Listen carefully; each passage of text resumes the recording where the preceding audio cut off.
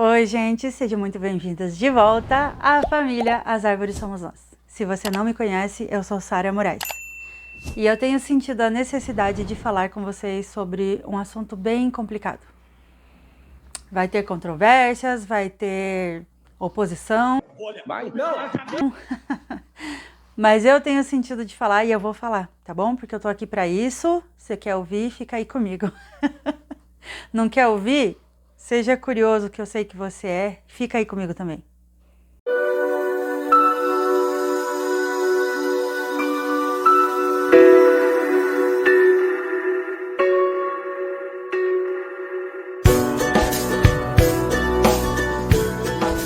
Bom, eu quero falar sobre um assunto que eu tenho tido entendimento que ele pode não comprometer, mas fazer com que você perca a sua salvação. E esse assunto é sobre a sensualidade. E quando eu falo sobre sensualidade, eu não estou falando só com as mulheres, eu estou falando com os homens também. Porque essa é uma influência que afeta tanto o sexo feminino quanto o masculino. Então, nenhum de nós está isento de ser influenciado por esse mal. E quando eu falo sobre sensualidade, esse assunto é algo muito mais profundo do que vestes ou escolha de palavras ou olhar, qualquer coisa, sabe? Porque se trata de uma intenção do coração. E esse assunto está relacionado totalmente com raiz de rejeição. Porque muitas pessoas, por causa da falta do tratamento e da cura da raiz de rejeição, usam o recurso da sensualidade para poder ser o quê? Ser visto. A necessidade de ser aceito, que é o fundamento principal da raiz de rejeição. E mulheres e homens usam desse recurso da sensualidade para poder ser visto, ser aceito, entende? Só que esse mal, esse problema pode não só comprometer, mas fazer com que nós percamos a nossa salvação.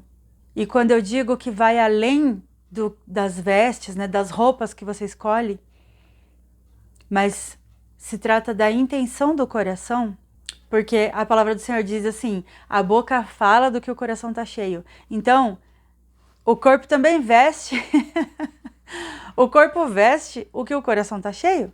Se você está cheio de raiz de rejeição no teu coração e você tem a necessidade de ser aceito, você vai vestir algo para gritar, olha, pelo amor de Deus, olhem para mim, né? Então, assim, a gente tem que tomar cuidado com o que a gente veste, porque não se trata só do meu pecado. Eu tenho que cuidar quanto ao pecado alheio. É claro que eu não sou dona da vida das pessoas e não vou estar vigiando todo mundo o tempo todo. Não é disso que eu estou falando. Presta atenção, entende aí o que eu estou falando, tá? Você está comigo, né? Então entende aí o que eu estou falando, tá bom? É assim, eu posso vestir algo que eu me sinta bem e que eu acredito que não vai comprometer a minha salvação, que eu não estou em pecado com aquilo que eu estou vestindo.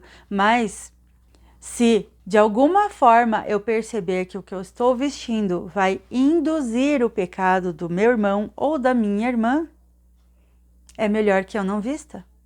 Porque a palavra de Deus diz assim, aquele que sabe o que deve fazer e não faz, peca, comete pecado.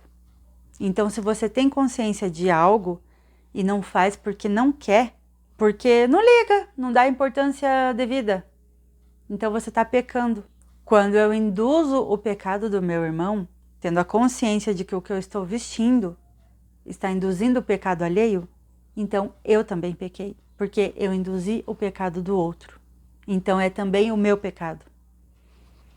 Na Bíblia tem várias palavras falando sobre induzir o pecado do outro. Eu vou até deixar aqui, em algum lugar aqui no vídeo registrado para vocês, as referências bíblicas e vocês peguem a Bíblia e vão lá conferir depois. Tem vários versículos falando sobre induzir o pecado alheio, que também é um pecado meu quando eu induzo o pecado seu. E a Bíblia também fala assim, ó, fuja da imoralidade sexual, porque é um pecado contra o próprio corpo. Mas a imoralidade sexual não necessariamente tem que se tratar somente de ato sexual ilícito ou fora do casamento. Mas nessa questão da sensualidade, como eu tô falando aqui para vocês hoje. Então, assim, eu vou dar um exemplo de mim. Antigamente, na minha adolescência, muitos anos atrás, eu, com a minha raiz de rejeição gritante, eu tinha necessidade, sim, de chamar a atenção com o que eu vestia. Então, eu colocava roupas provocativas com a necessidade da aceitação. Eu fazia questão de provocar os olhares, eu fazia questão de incitar o pecado do outro. E ainda me fazia de vítima, porque a parceira principal da raiz de rejeição é o vitimismo, ou eu costumo chamar de autopiedade. Então, assim, eu me fazia de vítima ainda, me colocando naquele lugar de não, eu não estou induzindo o pecado de ninguém se a pessoa peca porque ela que é pervertida, né? A gente tem essa mania de jogar a responsabilidade nas costas do outro e tentar se isentar da responsabilidade. Mas isso era uma mentira e eu estava mentindo para mim mesma, porque não estava mentindo para Deus, com certeza, que Deus conhece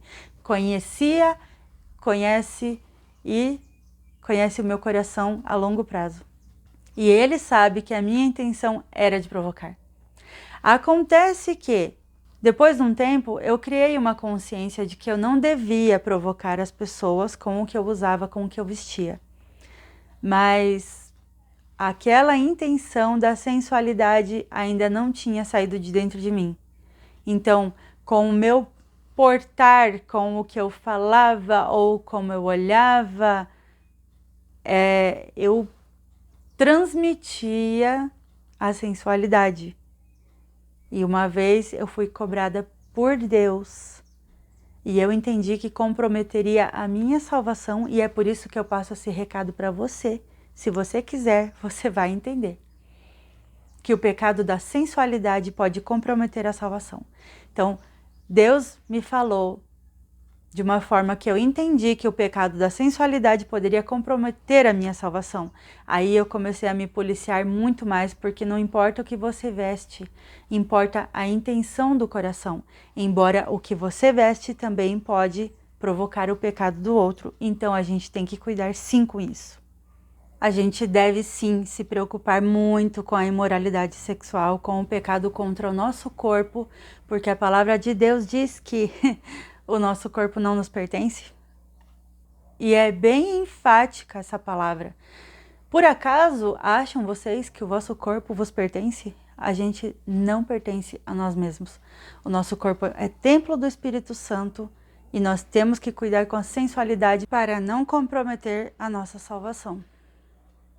Então vamos pensar mais sobre isso, vamos refletir.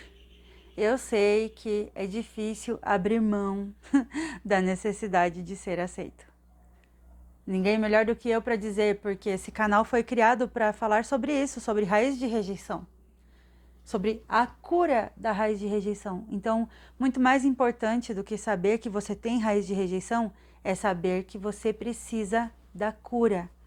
E é uma cura que vem todos os dias, se você quiser abrir mão da autopiedade para que o Senhor possa vir e começar a curar você e a mim todos os dias.